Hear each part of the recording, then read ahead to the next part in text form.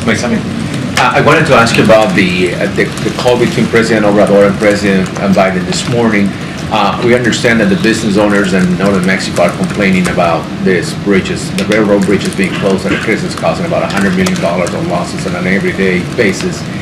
Is the President of Mexico concerned about all of these losses that are happening at the border? And are they talking about maybe the strategy to sort of slow down the flow, because we understand the migrants are coming in big numbers to that region?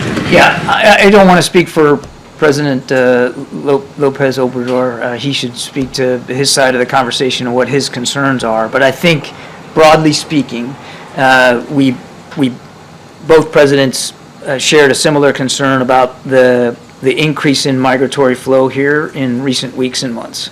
There has been a dramatic increase.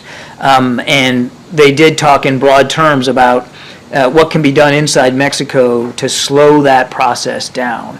And there are some things like checkpoints on rail lines and on highways and that kind of thing. And the Mexican Armed Forces presence in the South also can be important to that as well. But that was broadly speaking, and I think more to the point of why Secretary Blinken and Liz Sherwood-Randall and Secretary Mayorkas will be going down there is to see what can be done to sort of flesh those modalities out a little bit more.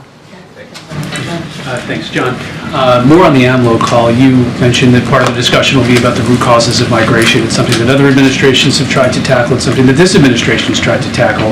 Earlier this year, there was a $4 billion announcement. Have those efforts in this administration made any noticeable difference when you talk about the spikes that we've been seeing? Noticeable difference in migration flows. Well, we've obviously, as I just said, in recent weeks and months now seen a spike, a significant spike in the migratory flow and the presence at the border. And that's one of the reasons why the two leaders thought it was important to talk today. And it's another reason why we're going to be sending down a team here in coming days very soon to speak with President López Obrador and his team about trying to see what we can do to better stem this. I think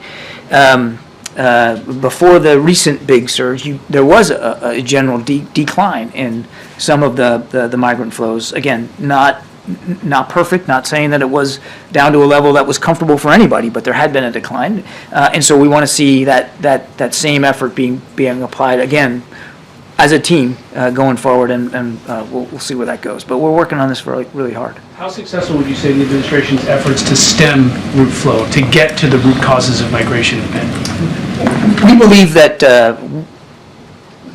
we've done a good job working with our partners in the region to try to get at some of the root causes, including political instability, and crime. There is more that needs to be done.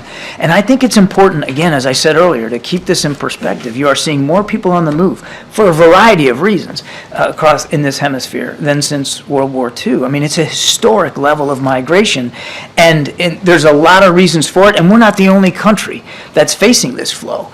So it's back to the question about alliances and partnerships. A way to get at this is to work with neighboring nations to try to get at these root causes at the same time working on our own immigration process here in the policies here in the country and getting at reform, as well as working on border security. And that's why the president asked for $6 billion in the supplemental funding.